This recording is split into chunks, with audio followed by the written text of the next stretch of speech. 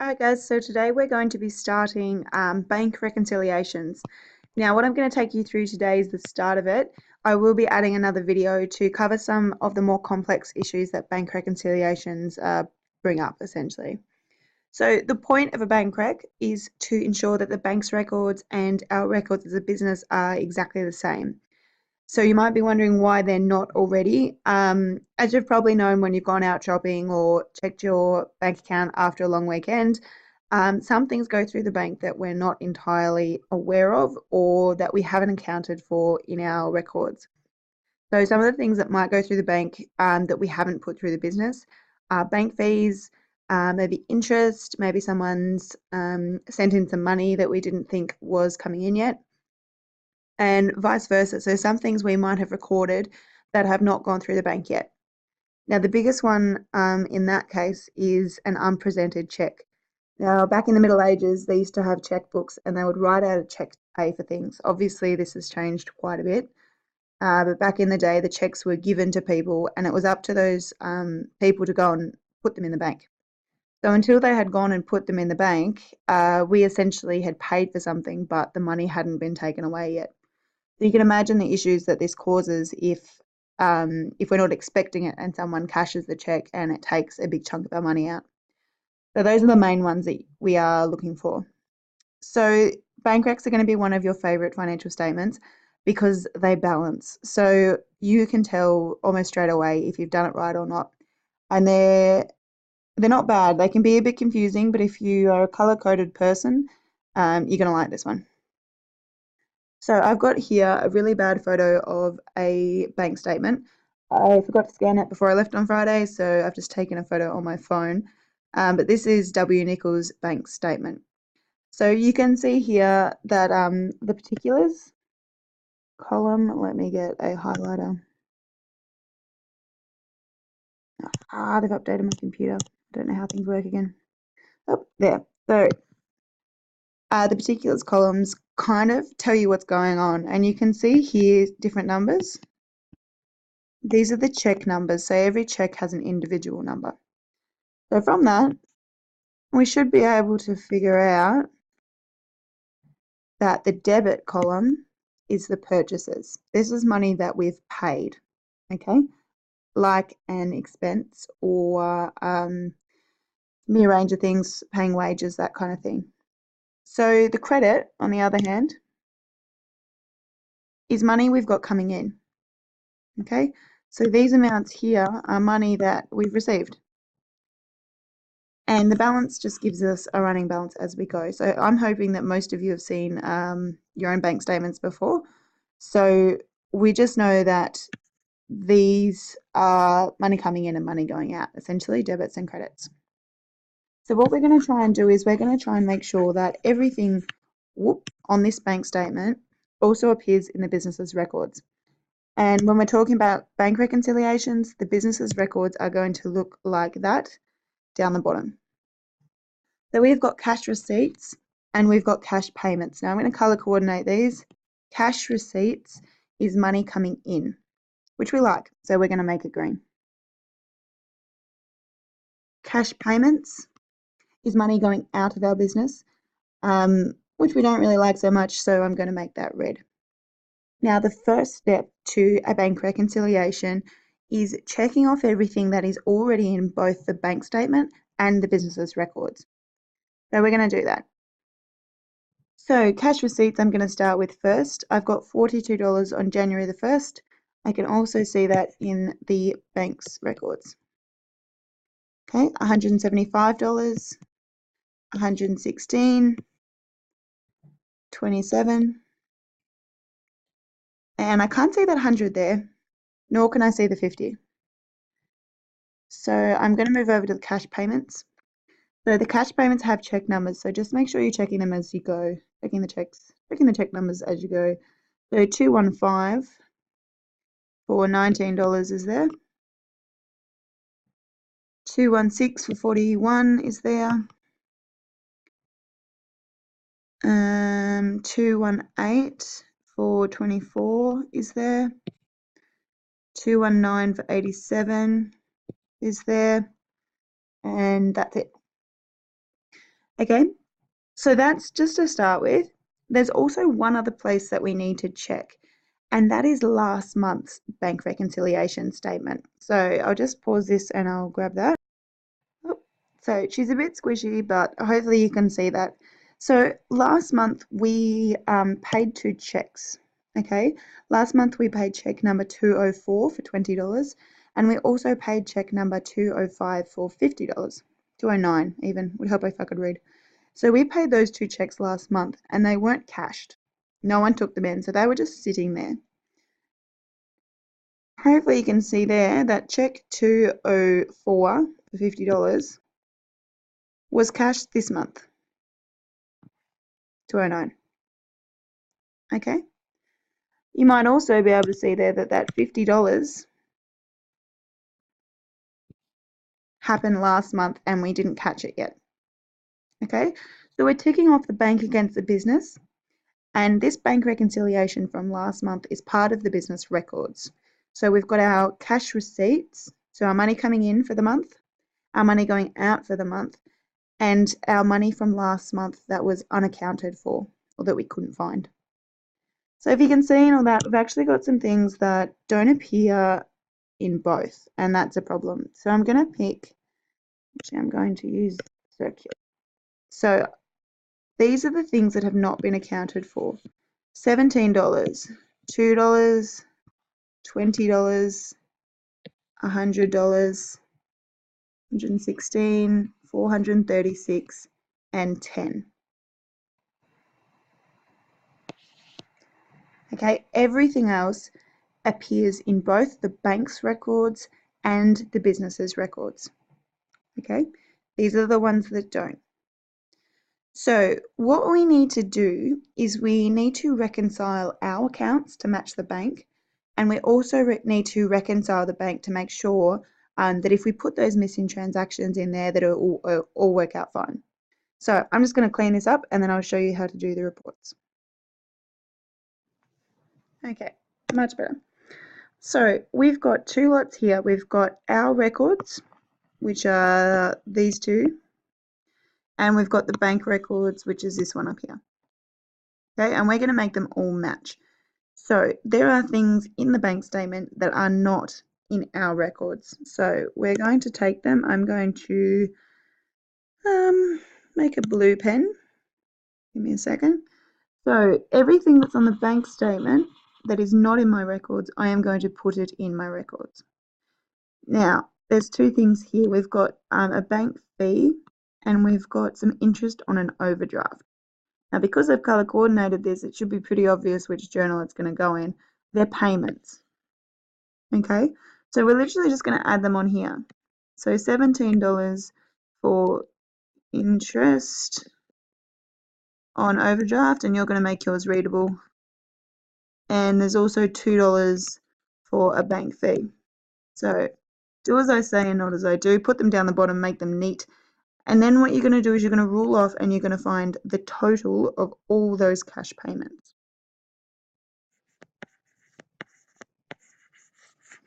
Now again, do as I say, not as I do. So this all goes down the bottom. You write your description, you pop your dates in, and you put the total. I can't even get to it. You put the total down there under the ruled off line. Okay, so that takes care of this, and it takes care of that. Now, if you're someone who does not like drawing all over pages, you're going to have to get over it for this unit, because the more you scribble, the better off you'll go, because you won't forget things. So is there anything else we need to do for that? No.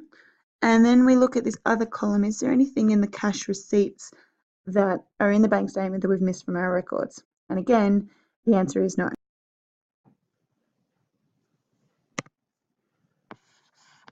So because there's nothing missing from the cash receipts journal, I'm just going to go ahead and tally that up, which is 460. Okay, so at the moment, my business records are correct. But the problem with that is if I just look at my business records, I have no idea why the bank's wrong or why they're different. So what we need to do is prepare what's called a bank reconciliation statement. And you can see here, we've got one there from the 31st of December. That should be 2007 because we're looking at January 2008 at the moment, so it kind of happened in the future. So let's have a look at this bank reconciliation statement from last month. So they started off with $100 debit. Welcome to the most confusing part of bank reconciliations. Now, the whole term I've been teaching you that a debit for us, so a bank account is a bank account with money going into it is a debit. A bank account going up is a debit. Now, we're not looking over here in the bank. They're not our records. That's the bank records. So to them, $100 debit means they have $100 in assets, which actually means we're in debt. Okay, it takes a while to get your head around, but that's the bank's records. The bank's account is in debit. It's an asset because we owe them $100. And you can see that there because when we earn money, so we earned $50 and then we earned $42, our account balance is going down. Okay, so it's actually a debt that is going down. And I'm sorry to show you this on the first go, but it will be fun. So we're actually in debt to start off with, according to this bank statement here. So we were in debt $100, okay? But we had more debt than that. We actually had these 2 checks that we had given out but have not been presented yet. So not only were we in the $100 debt, we actually had a further $70, which put us in $170 debt. However, we'd sold something worth $50, so we're expecting that back. So really, we're in $120 debt. Okay, so this takes our business records, it takes the bank's records, and it matches them up. So we're going to make one of those now. Okay, so let's take W. Nichols. And they'll have to provide you with the previous month's bank reconciliation. So you've got a template there whenever you do a test. And we're looking at a bank rec statement as at the 31st of December. Well, ours is going to be as at the 31st of January.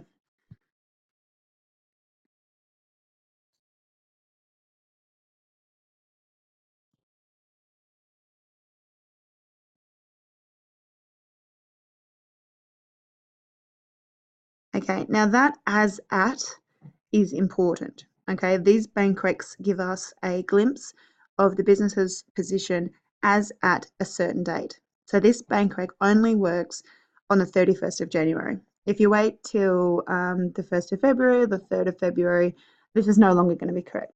So we don't write for the month of, we write as at. And they will dock you marks for that because they're that mean. So what else do we need? We need a balance as per the bank statement. So if we're looking at the bank statement, we're going to have a look down here. Sorry, I got a bit lost. Okay, and that's $70 credit. Okay, so remember a credit is the bank's liability. It's actually our money. Okay, so we've got a credit balance of $70. So credit balance as per the bank statement.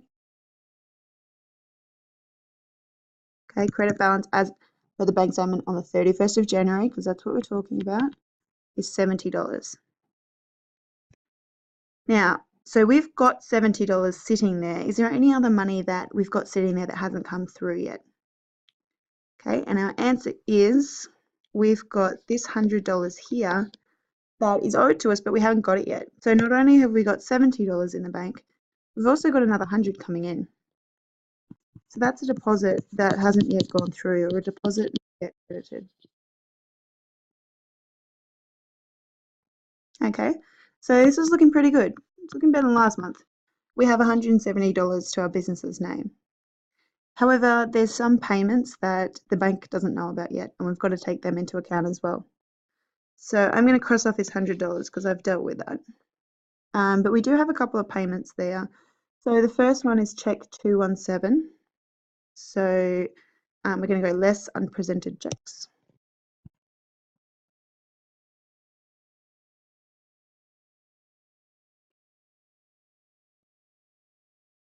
Um, 217 for $116 on that. There's also check number 220 for $436. Done that. There's also check number 221 for $10. Done that. And here's the number one place you're probably all going to do a bit of a whoops on here. We've actually still got this check for $20 for check number 204. Okay, so let's add them up. So I'm happy now that everything that I circled, so everything that I had in my records that hadn't gone in the bank yet, is in my bank reconciliation. So I'm just going to follow it along. So I had $70 in the bank. I have earned another $100, so I've got $170. Minus $582 puts me back in debt, $412. So a credit, remember, is a liability to the bank. It's good for us. We're now in debt. Now we're talking about cash at bank account. It's not the bank statement, it is the cash at bank account. That is our account. Okay, so if we are in debt, that is going to be a liability going down. It's going to be a credit.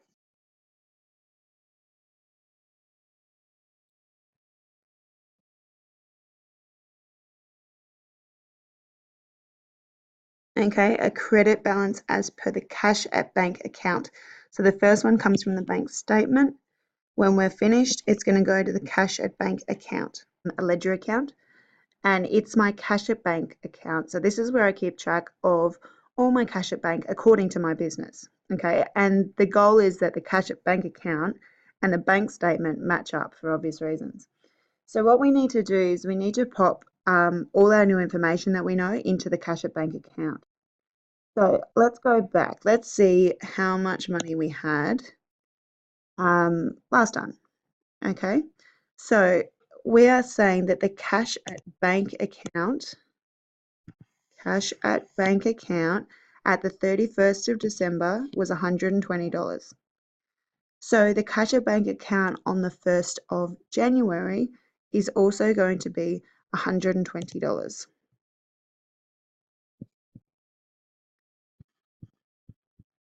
Okay, that's our opening balance. We've also got to figure out all the other stuff that went on during this month that made it worse. Okay, so debits, my good things, my money going up. Now I had some money coming into my business. Okay, I had $460 worth of money coming into my business this month. Okay, so cash receipts, $460.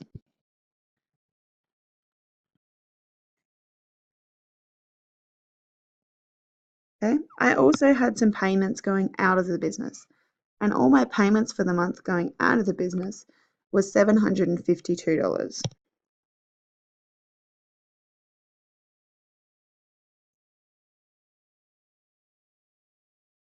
Okay, remember those amounts took into account everything that the bank had missed, the business had missed from the bank, like the $2 and the $17. That is all in there. Okay, so that's why we have to do all our ticks and flicks before we do these reports. So let's have a look at the difference between what we made and what we spent. $112 more credit. Okay, now I'm going to fix up this layout as we get into the more complicated bank recs. But as for now, you've got to think I have $412 more on the credit side. Now, if you haven't fallen asleep by now, which I don't blame you if you have, but you should be getting pretty excited by seeing $412 credit at my cash at bank account, because it's actually the same amount as we had over here. $412 credit as per our cash at bank account.